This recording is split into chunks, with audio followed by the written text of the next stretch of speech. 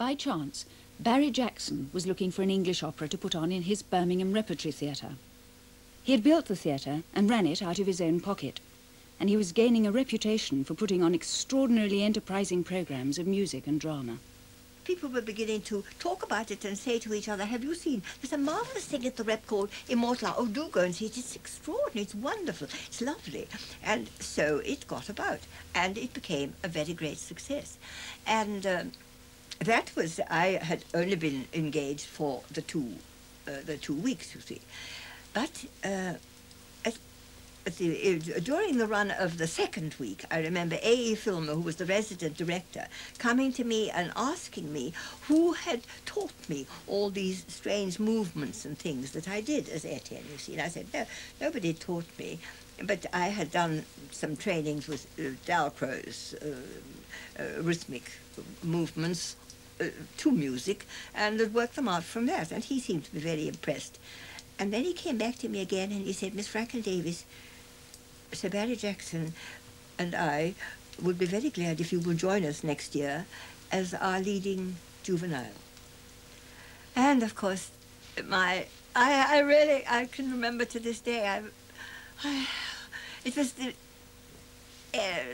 epitome of all my dreams that I'd wanted. I tried for years to get into the Rep, and now I was going to get into that wonderful theatre and play all these lovely parts. And it really was, after years of really, real heartache and frustration, it was coming into the land of heart's desire for me. It really was.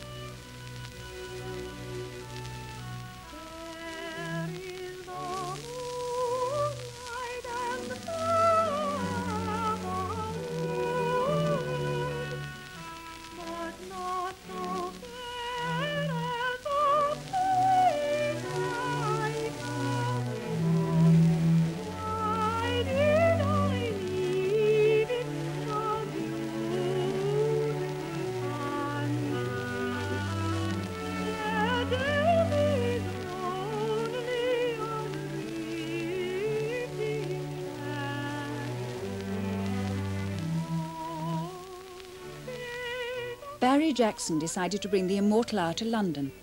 He had taken a lease on the Regent Theatre in the Euston Road, and the opera opened there in October 1922 for a limited season.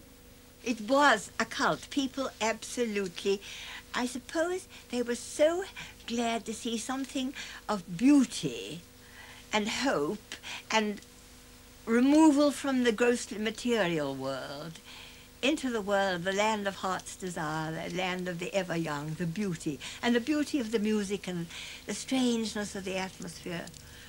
After all the filth and the dreadfulness of those 4 years of misery and agony of the trenches and the war, I think it was perhaps a little bit that had something to do with it, but each successive revival had the same effect. I've never had so many letters and have made so many sort of permanent friends in anything I've done other than I've never been anywhere in the world that somebody hasn't come up and said, I saw the Immortal Hour. I shall never forget it. It did have a magical effect on people. After I'd done the Immortal Hour, my contract was that I was with Barry, and I was to work either in Birmingham or London, whichever he wanted me to do. And then the next thing was that he was going to do the whole 5 plays of Back to Methuselah. It had been done by the Theatre Guild, or some of the plays had been done by the Theatre Guild in New York, but in its entirety, I think it had not been done. And it was really, you know, like Wagner's Ring, 5 successive nights, 5 plays on 5 successive nights. I remember H.K. Aliff was the director. He was a marvelous man. He had worked with Shaw in Fanny's first play when that was produced in London at the Little Theatre. So he knew Shaw, and he also knew that if we had Shaw in for the whole of the rehearsals, which took on, I think we worked about 8 weeks on the 5 plays, you see. He said if we had Shaw in for the whole time, we'd never get the play on. He would have so many bright ideas wanting to change things. So it was arranged that Shaw should only come for the final dress rehearsals. I was not known as a straight actress. I hadn't spoken on the London stage, only sung, you see. But I had had a year at Birmingham and played lovely parts and had a chance to establish myself as a straight actress. And then, of course, we were all absolutely thrilled and slightly terrified when we heard that Edith Evans was coming down to join us. But, of course, when she came down, she and I became great friends, and a friendship that lasted all our lives, actually. I believe Shaw wanted the serpent played as a disembodied voice. Well, that was what Abe told me when he first talked to Shaw about it. Shaw said, thought it'd be a good idea to have the serpent, you know, sort of coiled serpent, with its mouth opening and shutting. Edith saying the words off stage. You could imagine what Edith would have said. So that was out anyway. But then came the time when how was the serpent to be arranged? And Shelving had done a marvelous tree of life with the coils of the serpent all in among the trees, and then the final bit of it with its great serpentine cobra hood, which was to be lying on the rock and then lift itself up when it started to speak. Right, well, the wardrobe mistress was a certain Miss Fisher, who had been Barry's housekeeper. And quite naturally, she was always watching her master's interests, and she didn't want to waste a lot of money. So she thought to herself, when this great hood had to be made, what could she use? And she found some felt. So she covered it with felt.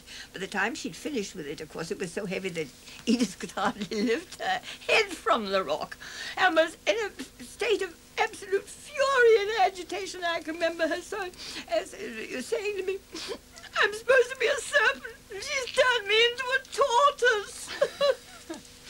So, of course, then that all had to be changed, and stockinette was got instead, and eventually it was a wonderful thing, and she was a glittering serpent with sequins on her eyelids, and she looked absolutely marvellous, and, of course, she spoke it divinely.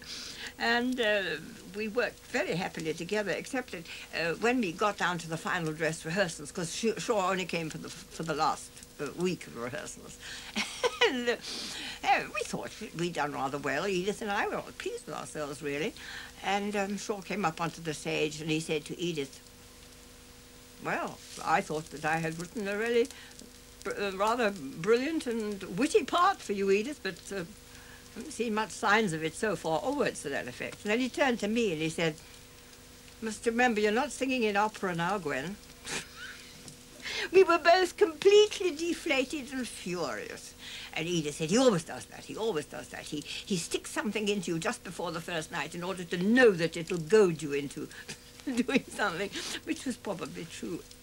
Were you in awe of him at all? Not at all, no. He wasn't an awe-inspiring figure. He came down to Glastonbury. That was the first time I met him, and he was very fond of photography. I remember him photographing me getting over a stile, but I never got the photograph. But, oh no, he was quite approachable. And of course, actually, all of my generation, he was the sort of god. His dramatic criticisms and essays in the 1890s, and when he was the dramatic critic for was it the New Statesman? I can't remember which the paper was. But they're wonderful criticisms of plays and acting, which we regarded more or less as our Bible. So we all rather, you know, worshipped him. Yes. I did worship him. I thought he was a marvelous man. And I think back to Methuselah's a great assessment of life, really. Man need not always live by bread alone. There is something else. We do not yet know what it is, but someday we shall find out. And then we will live on that alone. And there shall be no more digging, nor spinning, nor fighting, nor killing. I believe that.